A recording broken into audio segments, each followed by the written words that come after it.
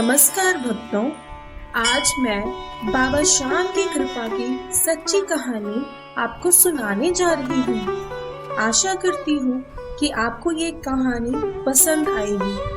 तो चलिए शुरू करते हैं। ये कहानी गुजरात के एक गांव की है जिसका नाम था फतेहपुरा। बाबा की कृपा से यहाँ सभी लोग उनकी पूजा अर्चना करते थे।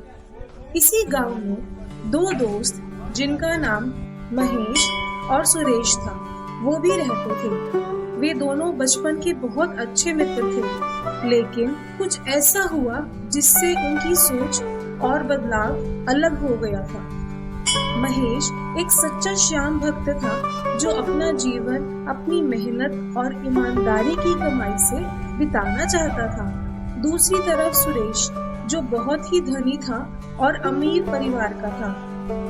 वह हर वक्त अपने पैसों का घमंड और उसका दिखावा करता रहता था। महेश की धर्मपत्नी जिसका नाम संगीता था, वो श्याम बाबा की सच्ची भक्त थी। वो हर समय उनका ध्यान करती रहती और उनकी कृपा से अपना गृहस्थ जीवन चला रही थी। पर एक दर्द था जो उसको अंदर ही अंदर खाए जा रहा था।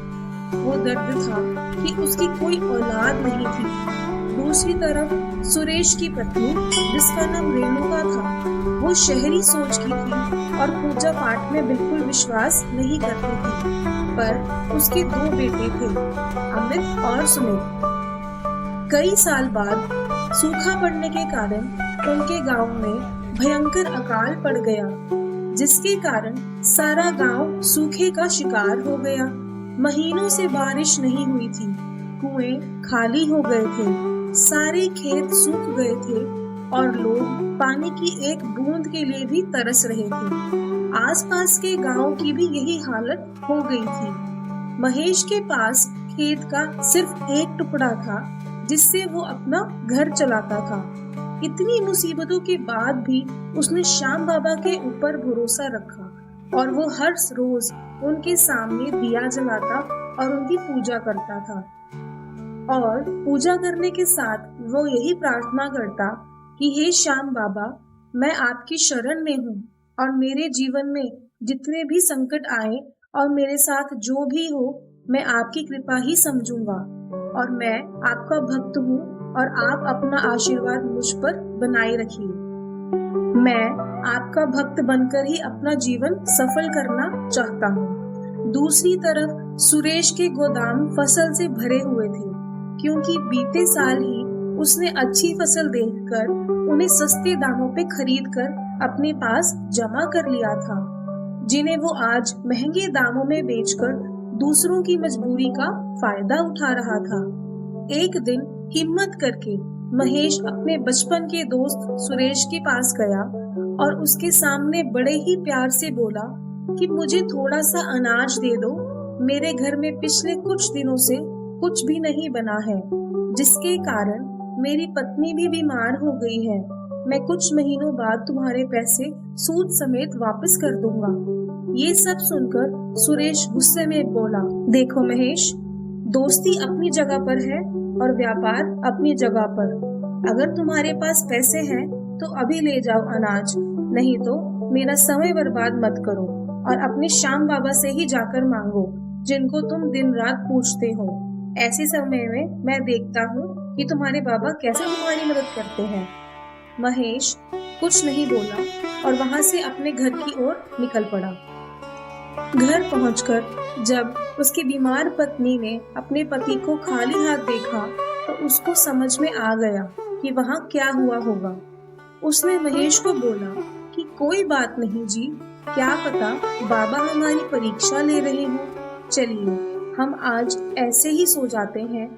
उस रात उन दोनों ने श्याम बाबा का भजन गाया और वो भजन ये था, मैं हार जाऊंगा ये कभी हो नहीं सकता, बेटा अगर दुख में पिता सो नहीं सकता, बेटे की हार तुम्हें स्वीकार नहीं होगी, बेटे की हार तुम्हें स्वीकार नहीं होगी, पूरा है भरोसा मेरी हार नहीं होगी, पूरा है भरोसा, मेरी हार नहीं होगी।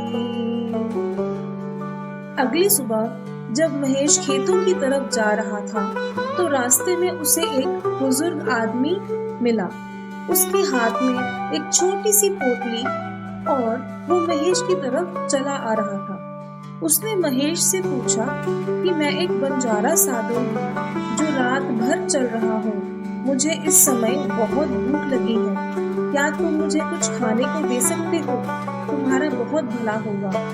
महेश सोच में पड़ गया कि घर में तो उनके खाने के लिए एक अन्न तक का दाना नहीं है, तो वो साधु को कैसे खिलाएंगे। वो फिर भी साधु को अपने घर ले गया। वहां जाकर उन दोनों ने हाथ जोड़कर बोला, ये साधु महाराज, हम सच बोल रहे हैं कि हमारे घर में कई दिनों से अनाज नहीं बना है। हम भी भूखे सो रहे हैं, परंतु हम फिर भी एक प्रयास करते हैं, क्या पता कुछ मिल जाए। ये कहकर वे दोनों अंदर चले गए। अंदर आकर उसकी पत्नी ने जब सारे बर्तन देखे, लेकिन उसके हाथ कुछ नहीं लगा। फिर उसे एकदम से याद आया कि डब्बे में थोड़ा सा आटा बचा हुआ है। उसने श्याम बाबा के आगे हाथ जोड़े और बोली कि हे बाबा, हमारी लाज रखना। आपकी कृपा से मैं ये आटा साधु को खिलाने जा रही हूँ।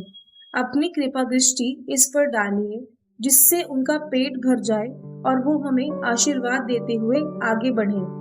जब संगीता ने आटा गूंदा, तो बाबा की कृपा से वो थोड़ा सा आटा बढ़ने लगा, और ऐसे जब उसने एक कटोरी पानी में हल्दी और नमक डाला, तो उसमें दाल ना होते हुए भी स्वादिष्ट दाल बन गई। उसने बाबा को बड़े ही प्यार से भोजन खिलाया और साधु महाराज बहुत खुश हो गए। उसने खुश होकर अपनी पोटली में से एक कलश निकाला और महेश को दिया। उसे देकर साधु महाराज बोले, इस कलश में तुम जो भी चीज डालोगे वो बढ़ जाएगी, लेकिन याद रहे, ये कलश केवल जरूरतमंद लोगों के लिए ही काम में आएगा। इसका इस्तेमाल फालतू दिखावे के लिए नहीं करना। ये सब सुनकर महेश और उसकी पत्नी समझ गए कि ये कोई साधारण साधु नहीं है। साधु महाराज के जाने के बाद संगीता ने कलश में थोड़ा सा अनाज डाला और वो देखते ही देखते बढ़ने लगा और खत्म ही नहीं हो रहा था। उसने भरी हुई आंखों से कहा, ये तो हमारे श्याम बाबा का चमत्कार है, जिसने हमारी लाज बचाई है। इसके बाद उन्होंने आसपास के दूसरे जरूरतमंदों की मदद करना शुरू कर दिया। वे रात के समय में उनके दरवाजे पर अनाज रखकर अपने घर आ जाते, जिससे गांव वालों को पता भी ना चले और उनकी मदद भी हो जाए। लेकिन ऐसा क्या हुआ जिसकी वजह से महेश को अपना जादुई कलश सुरेश को देना पड़ा? जानने के लिए देखिए इसका दूसरा भाग। धन्यवाद।